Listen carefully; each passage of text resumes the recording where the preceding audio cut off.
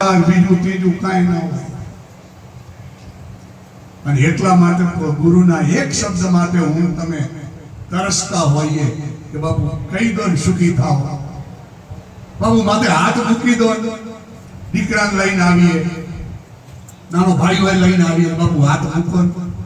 તમે વિચારજો કે એ સ્પર્શમાં કેટલી બાળા હશે, કેટલું તપ હશે. ગુરુના મુખમાંથી નીકળતા શબ્દની કેટલી તાકાત હશે કે આપણે એટલું જ કહેવા માંગીએ કે બાપુ સુખી થાવ, આટલું કહી દે, કલ્યાણ થાવ. અને વિચારજો કે ગુરુ છે તે ચિકિત્સક જેવો છે. એ મારા તમારા અંદરનું એક્સરે કરી લે. ગુરુની નજીકમાં જઈએ ને એટલે અંદરનું એક્સરે થાય. બહારથી તો આપણને જોઈ લે પણ અંદરથી દેખે. અને શિષ્યમાં અને વિદ્યાર્થીમાં બહુ ફરક છે. ગુરુ પાસે જાઓ તો વિદ્યાર્થી ના બનતા, શિષ્ય બનજો. શિષ્યની ભૂમિકા અલગ છે, ગુરુની ભૂમિકા અલગ છે. શિક્ષક છે ને એ ગુરુ નથી, એ માર્ગદર્શક છે, તમને શીખવાડે. એ ગુરુ નથી, પણ ગુરુ છે ને તમને ઠેઠ પહોંચાડી દે.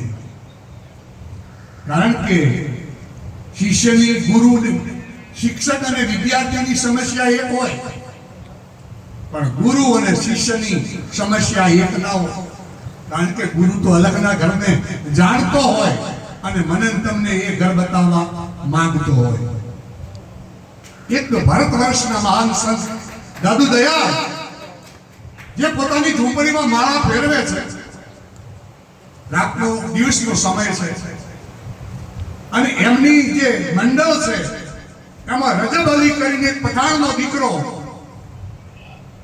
આવી બેસે, 20-25 વર્ષનો જુવાન હશે. એના મનમાં વિચાર આવે કે ગુરુ મહારાજ આ બધું કહે છે, કેમ હશે, શું હશે? જે શંકાનું સમાધાન કરે એ સંત છે. આ રજબને ભજનનો રંગ તો લાગ્યો, પણ ગુરુની દ્રષ્ટિ એના ઉપર ઓછી પડી. લગ્નનો સીઝન ચાલતી હતી અને રજબના પણ લગ્ન લેવાયા. માથે શેરો બાંધ્યો. એવા સંતોને માથે કે ભક્તિ કેરો મોર, અને આને તો લગ્નનો મોર બાંધ્યો હતો.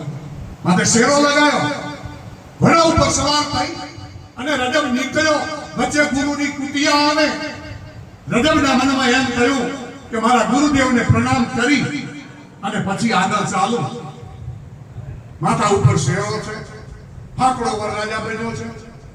અને એ સમયે દાદુ દયાળ આ ભારત વર્ષનો એક ઓલિયો પુરુષ હાથમાં માળા છે અને ભગવાનની માળા ફેરવતા ફેરવતા બહાર નીકળે છે. તો ही नाम तारण सबे काज सारण धरो उसीका धारण निवारण करेगा. नका दांत वाको दिया दूध वाको અને खबर है खुदा को सबर जो धरेगा तेरा ढूंढ सीना नीचे दिल का कीना जिन्हें भेद दीना वो आपे भरेगा. मुरादम कहे मुकद्दर के अंदर जिन्हें टाक मारा न तारा करेगा. અને એ સમયે રજબ અલી ગુરુના પગમાં પોતાનો શેરો નાખેલો, નમવાની કોશિશ કરી. ગુરુની દ્રષ્ટિ રજબના શેરા ઉપર પડી અને દાદુ દયાલ એટલું બોલ્યા કે રજબ તૂને ગજબ કીનો ધરી સિર પર મોર. रजब तूने गजब कीनो धरी सिर पर मोर. आया था हरि भजन को और चला नरक की ठोर. आया था हरि भजन को और चला नरक की ठोर. आ शब्द लागी गयो साहेब, याने वाक्य समझना मान. आ रजबने दादू दयालનો શબ્દ લાગ્યો. માથેથી શેરો ઉતારી ગુરુના પગમાં મૂક્યો અને પોતાના માતા પિતાને જઈને ભાગે પડ્યો કે પિતાજી હવે વાત પૂરી થઈ ગઈ. મારો ને તમારો જે રસ્તો હતો એ જુદો થઈ ગયો. હું મારા ગુરુના પથ ઉપર ચાલું છું. હું અહીંયા ગુરુની ભગવાનની પ્રતિજ્ઞા વાંચતો હતો. સરસ મજાનું વાંચવા જેવું બાપુએ ઘણા બધા વાંચવા જેવું. ત્યારે આવો ને આશ્રમમાં ત્યારે આવું વાંચું છું કે ભગવાનના કામમાં તું આવી જા, મારા રસ્તે ચાલી જા તો હું તને તારો રસ્તો બદલાવી આપ્યા. ધન્ય છે તમને બધાને બેઠા. આ ગુરુ પૂર્ણિમાની રાતે આપ સૌ જે અહીંયા બેઠા છો તો ચોક્કસ એટલું તો છે જ કે કોઈ પૂર્વ જન્મનો પુણ્યનો ઉદયકાળ છે ત્યારે તમારી હાજરી અહીંયા છે. બાકી પૂર્વ જન્મનો ઉદયકાળ ના હોય તો કહેવત છે કે મખિયા ચંદન પર હરે, જહાં રસ મિલે તહાં જાય. મખિયા ચંદન પર હરે, જહાં રસ મિલે તહાં જાય. અભાગી સોનેના હરિકથા કાં ઊંઘે કાં ઉઠી જાય. અભાગીઓ માણા હોય ને એ કાં હુઈ જાય અને કાં નીકળી જાય. તમારા ભાગ્ય છે કે પૂજ્ય બાપુના સાનિધ્યમાં, નાગરામ બાપુના સાનિધ્યમાં હું તમે સૌ બેઠા છો. હું બોલું છું એટલે એવું ન માની લે હું પહોંચી ગયો છું. તમે ફરિયા કરું છું, આવા હોલિયાઓના પાછળ દોડું છું. બાવો જ છું, આમ કોઈ ચાલે. ઘરબારી બાવો પાછો, ઘરબારી બાવો છું અને હોલિયાઓના ભેગો જ જો છું. રાજાભાઈ ભગત આપને સાંભળે મને ખૂબ આનંદ થયો. યુટ્યુબમાં સાંભળ્યા તમે મને યુટ્યુબ ને ટીવી ને એના કરતા પ્રત્યક્ષ એ સારું દેખાય. અત્યારે બાપુની પાસે બેઠા સામે એ જે વાઇબ્રેશન બાપુની આંખમાંથી મારા તમારા ઉપર આવે ને એ અલગ આવે. બાકી બાપુના ફોટામાંથી ટીવી ઉપર બાપુ બોલતા હોય, યુટ્યુબમાં બોલતા હોય, એમાં જે વાઇબ્રેશન આવવું જોઈએ એ માપનું આવે તો માપનું આવે. પણ જે નજરથી નજર મિલે ને અને એ જે વાઇબ્રેશન આવે ને એ તો ભેળો પાર કરી દે. જો ગુરુની આપણા ઉપર નજર થઈ જાય તો અહીંયા લોરવાડાની એક મંડળી છે, એક રાજસ્થાનમાંથી પંડિત ભાઈઓ આવેલા છે. એટલે એ તમામને હું અહીંયા આવકારું છું. આપણે બધા બબે વાણી કરીએ. ફરી એક છેલ્લા રાઉન્ડમાં હું રાજાભાઈને કહીશ કે મારે તમને સાંભળવા છે અને મારે રાજસ્થાન લોરવાડા એ ભક્તોને પણ સાંભળવા છે. ભગવાને મને ઘણું આપ્યું છે. આવા ઓલિયાઓ નહીં, મારા ઉપર હાથ છે, આશીર્વાદ છે. એટલે કે સાગર લહેરું થોડ્યું અને મુજા ઘટમાં ઘરે રહ્યું. સાગર લહેરું થોડ્યું મુજા ઘટમાં ઘરે રહ્યું. પણ કે હકડી કળના પૂગ્યું તો દૂજી ઉપર્યું. એક બેહેની બીજી આવે એટલી વાતો છે. મોકો મળે ને આવા ભજનના કાર્યક્રમ કરજો. બીજા કાર્યક્રમો આપણે ઘણા કરીએ પણ જીવનમાં ક્યારેક આવા ભજનના કાર્યક્રમ કરજો અને આવા હોલિયા સંતોના આપના ઘરે પગલા કરાવજો. એવા એ સંતોના પગલા મારું તમારું જે પાપ હોય ને એને એક બાજુ મૂકી દેશે, એને એક બાજુ કરી દે. અને એટલા માટે એક નાની વાર્તા કહી અને જે લોરવાડાથી રાજસ્થાનથી જે વૈદિક ભાઈઓ આવ્યા છે એ અહીંયા આવો એટલે મારી 2 મિનિટની એક વાત પૂરી કરી દઉં. રાજાભાઈ ભગત એક વૃદ્ધ પુરુષ 2 ચોપડી ભણેલો. મારા યુવાન ભાઈઓ માટે કહું છું, આ બધા સાંભળજો. ફક્ત 2 ચોપડીનું જેને જ્ઞાન છે. સુખી માણસ એક જ દીકરો, પણ દીકરો નહીં છોકરો. દીકરામાં છોકરામાં ફેર છે. 35 વર્ષના ગામને ચોટે પત્તે રમતા હોય, મોઢો ગોઈડરિયા ખેલતા હોય ઈ છોકરા કહેવાય. બાકી 25 વર્ષનો હોય અને બાપને એમ કે પિતાજી ચિંતા ના કરતા હવે બધું હું સંભાળી લઈશ, એ દીકરો છે. દી વાળેના દીકરા કા ધોરી અને કા ધરા. દી વાળેના દીકરા કા ધોરી ને કા ધરા. કા કપાસના ઝીંડવા નકર તલ તો ખરા ખરા ને ખરા કેમ. અને દી ફેરવે કા દીકરા કા વહુ ને કા વરા. કા ગામનો ગરાસીઓ નકર ભાઈ તો ખરા ખરા ને ખરા. આ દાડો ફેરવી નાખે. બહુ માથાની મળે ને તો દાડો ફેરવી નાખે. હમણાં ભગત કહેતા હતા કે નર નારીના એક જ મતા ઈ કેના હોય. આ તમે બેઠા ને ગુરુમુખી એના કદાચ નહીં હોય તો થઈ જશે, એક જ મતું થઈ જશે. આગુ પાછું હશે તોય જો તમે ગુરુમુખી છો તો. બાકી મનમુખી બન્યા ને તો મતા એક નહીં થાય ભાઈ. સ્વર્ગમાં સતા થાવું હોય તો નરનારીના એક જ મતા જોઈએ અને ગુરુમુખી માણસના એક મતા બને સાહેબ. બાકી કોઈ તુકારામના ઘરના કોઈ એટલા બધા સતી નતા. શેરડી લઈને આવતા તો માથામાં ફૂકને હાલ દેતા ને શેરડીનો સોઠો મોરો મોય લગાડતા. પણ સમય આવે ઈ એક થઈ જાય ગુરુમુખી હોય તો. હવે આ વૃદ્ધ પુરુષ પોતાનો દીકરો જુવાન છે, ઘરમાં પૈસો છે, એની મરજી આવે એમ પૈસા વાપરે. લાડકોડમાં ઉછરેલો કેવાય કાઈ નહીં. એમ કરતા કરતા આ વૃદ્ધ પુરુષ 80 વર્ષ થયા હશે, બીમાર થયા, ખાટલે પડ્યા. અને એક દાડો દીકરાને બોલાવીને એટલું કીધું કે બેટા તે મારી વાત ક્યારે સાંભળી નથી. અમારી બેઠકમાં તું બેઠો નથી. સજનો, મારે યુવાન ભાઈઓને કેવું છે કે ક્યારેક એકાદશીનું વ્રત કરતા હો મત કરજો, શનિવાર કરતા હો મત કરજો, પણ એક દાડો મોબાઈલનું વ્રત કરી લેજો કે આજનો દાડો હું મોબાઈલ નહીં ખોલું. હવે એ સમય આવવાનો છે, બાકી ગયો છે કે મોબાઈલ આજનો દાડો હું નહીં ખોલું. કારણ કે આજ તો મોબાઈલ આવી ગયા એટલે બાપા પાસે, કાકા પાસે, મામા પાસે, માસા પાસે બેસવાની મારે તમારે ત્રેવડ નથી. આ છોકરો એ જમાનામાં નતો બે ભાઈ બંધોની ટોળી મળી, એક સરકાર ખેલ ખેલાય. આ વૃદ્ધ પુરુષ થાક્યો, મોત વચ્ચે ઝોલા ખાતે એક દિવસ દીકરાને કીધું, બેટા બેસતો, એક તને વાત કહી દઉં અને ઊભો ઊભો સાંભળી લેતો વાંધો નથી કે બેટા તું થાકે, તને તકલીફ પડે, તને કાંઈ ન હુજે, ત્યારે એક પાનું લખીને મેં મૂક્યું છે અને એમાં 4 લીટીઓ લખી છે, એ વાંચી લેજે તો તારો કામ મેળો બંદોબસ્ત થઈ જશે. અને ખરેખર બન્યું એવું કે ખૂણે પડેલું ખાતા એમ કહે છે સજ્જનો કે વાર નથી લાગતી. ખૂણે પડેલું ખાય ને એને વાર ના લાગે, પણ જો હું તમે એમાં થોડું ઉમેરતા હોઈએ ને તો કામ ઉપર આવે. બાકી તો અખો કહી ગયા છે, અખો કે આ ઊંડો કૂવો ઈ પૂરીને કોઈ ન મૂવો, નહીં 3 માં, નહીં 13 માં, નહીં 56 ના મેળમાં.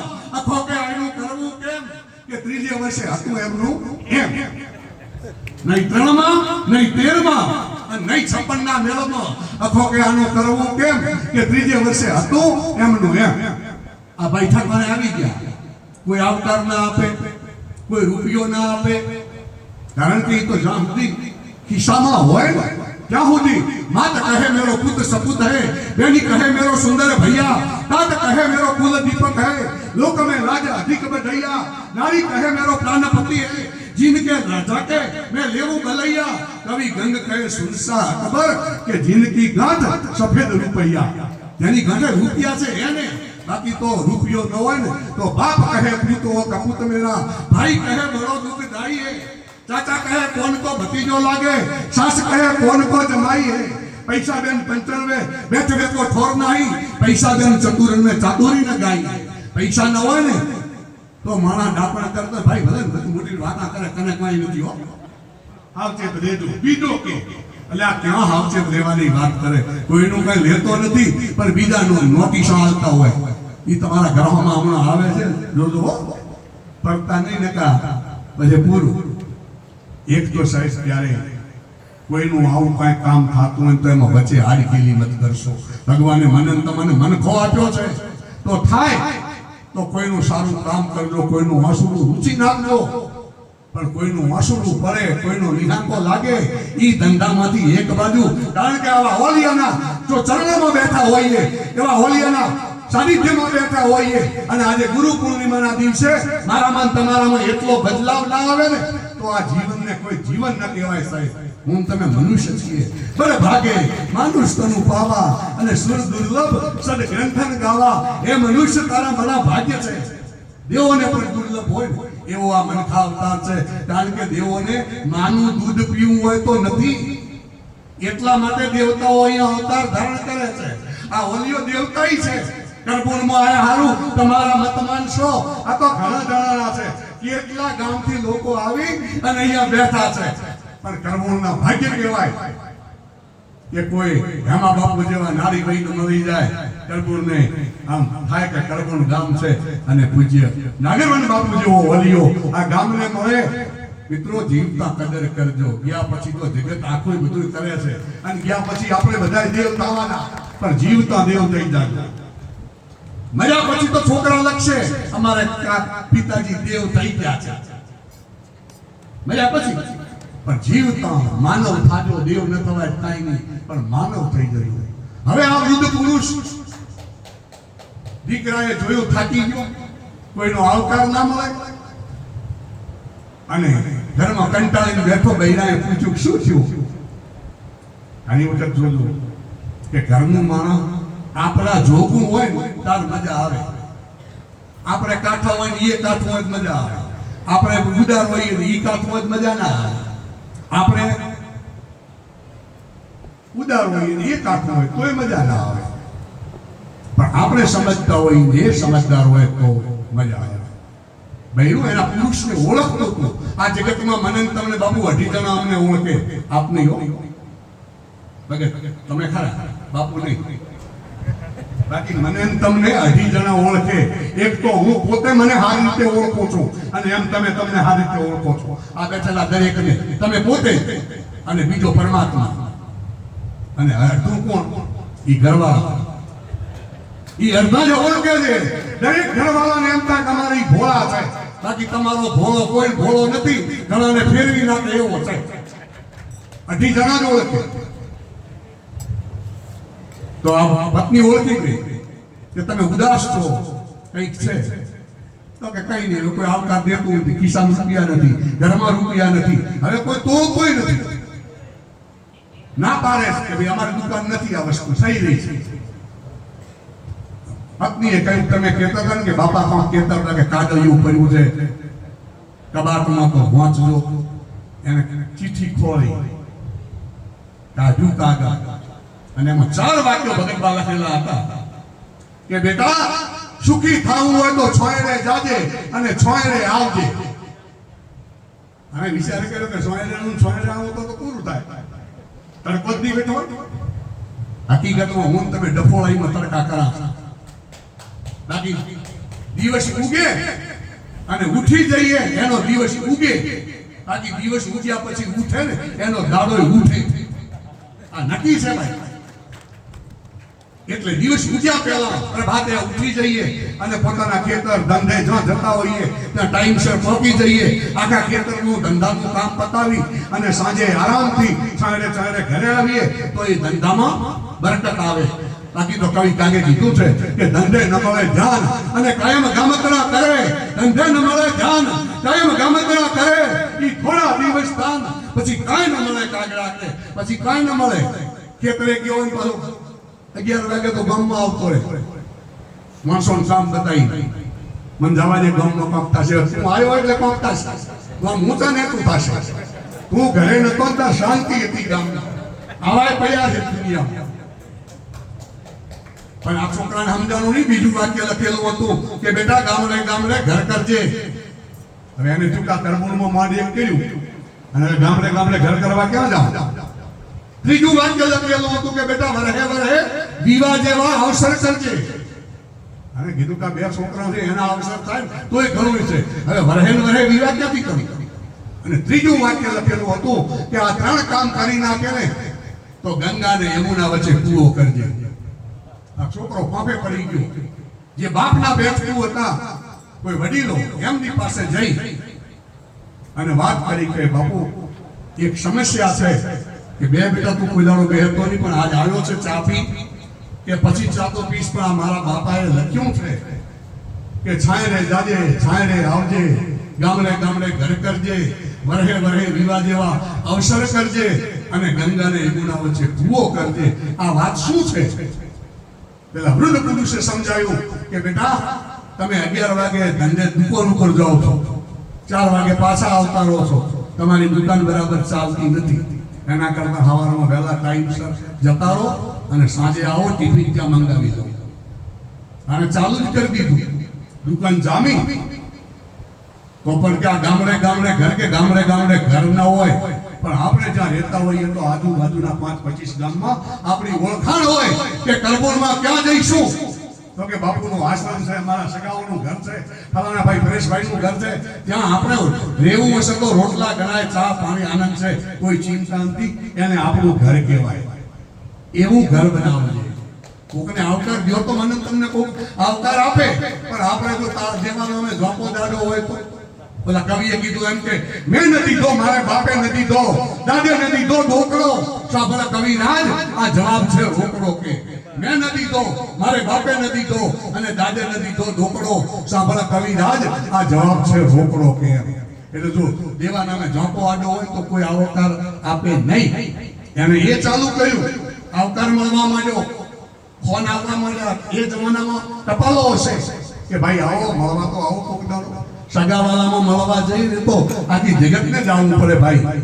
પણ કોઈ શેર મિત્રને મળવા જઈએ ને તો એ મળ્યા કહેવાય.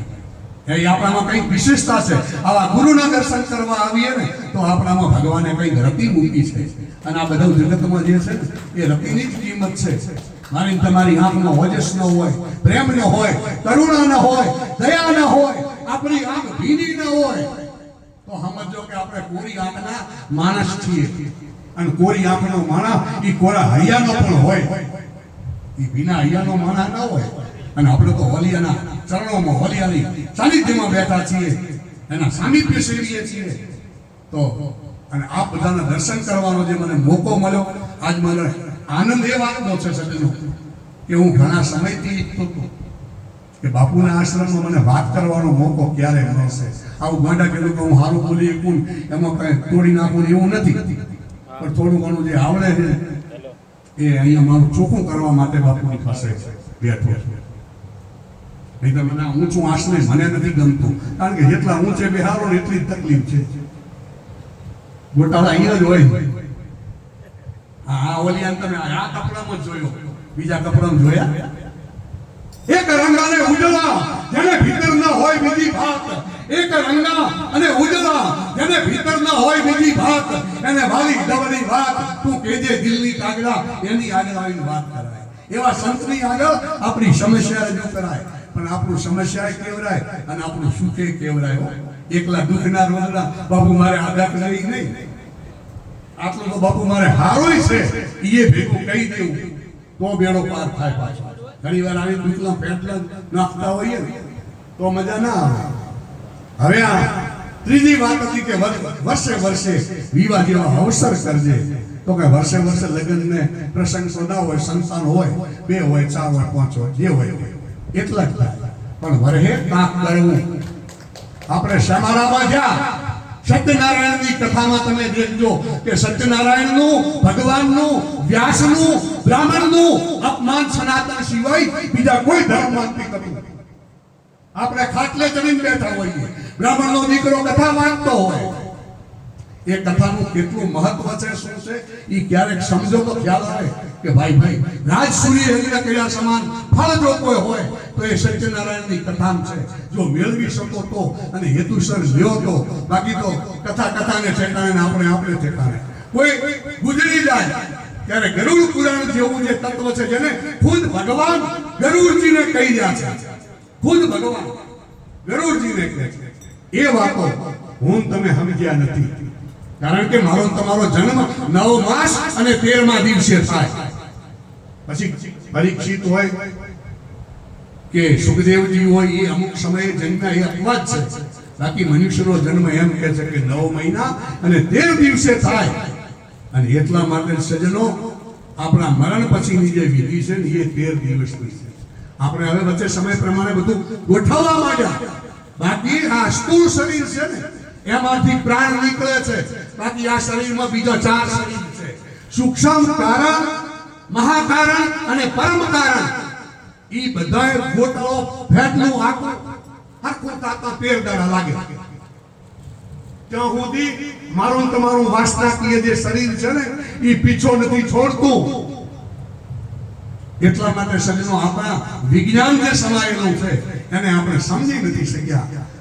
તો કે વરહે કંઈક આવા પ્રસંગ કરજે, કથા કરાવો, આવો સરસ મજાનો મેળાવડો રાખો. કોઈ સંતને તમારા ઘરે બોલાવો, કોઈ સારા ભજને અમને બોલાવો એવું નથી, મને કે રાજાભાઈને બોલાવો એવું નથી, પણ સારા સંતને ચોક્કસ બોલાવો અને સારી વાત કહી શકે, સારા 2 ભજન ગાઈ શકે, એ ગમે તેને બોલાવો, પણ 2 કલાક 4 કલાક સારો સત્સંગ કરો તો આપણું ઘર, આપણા ઘરનું જે આખું પર્યાવરણ છે, આખા ઘરની જે ઉર્જા છે એ જો ન બદલે ને તો હું બ્રાહ્મણનો દીકરો બોલું છું સાહેબ. તમારા ઘરની ઉર્જા બદલી જાય, પણ આપણા ઘરમાં આવું કઈ થતું જ નથી. અત્યારે બર્થડે પાર્ટી ઉજવાય છે, પરબારી કેકમાં ઈ કેક બનાવતો જોયો હોય ને તો મોઢામાં નાખવાનું મન થાય. એ આપણે કાપીએ, એવા બધા પ્રોગ્રામ કરીએ. હવે તો હોટલોમાં લોકો જમવા જાય છે.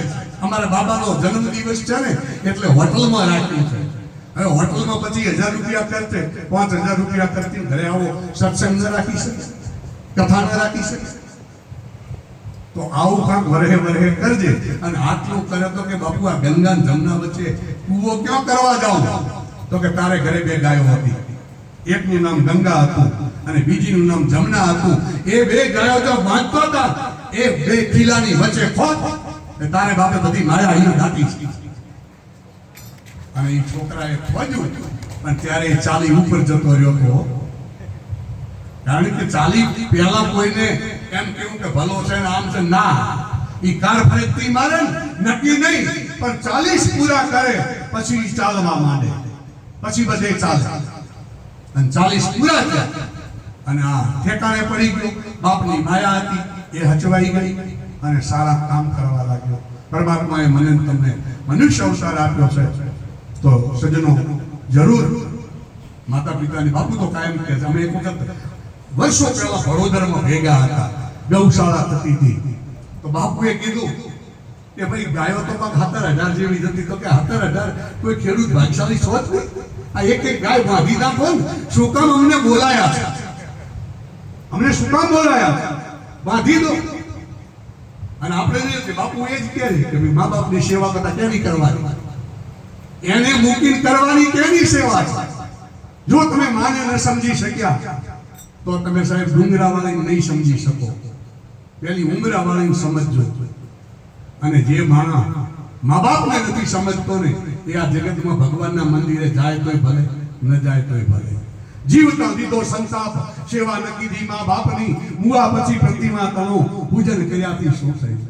પછી આડા કાગ વાસ. હવે તો કાગડા નથી આવતા, ભારે લાવવાનો સમય આવશે. તો સજ્જનો હવે મોરવાડાની મંડળી મિત્રો, મારે નતું આટલું ખેંચવું ખેંચાઈ ગયું. બાપુ મને 68 વર્ષ થયો. હા, બાપુની આજ્ઞા છે કે ભવ્ય વાણીનો લાભ તો રાજસ્થાનથી જે ભાવિક ભજનિક સંતો આવેલા છે અને લોરવાડાથી આવ્યા છે, પહેલા આવી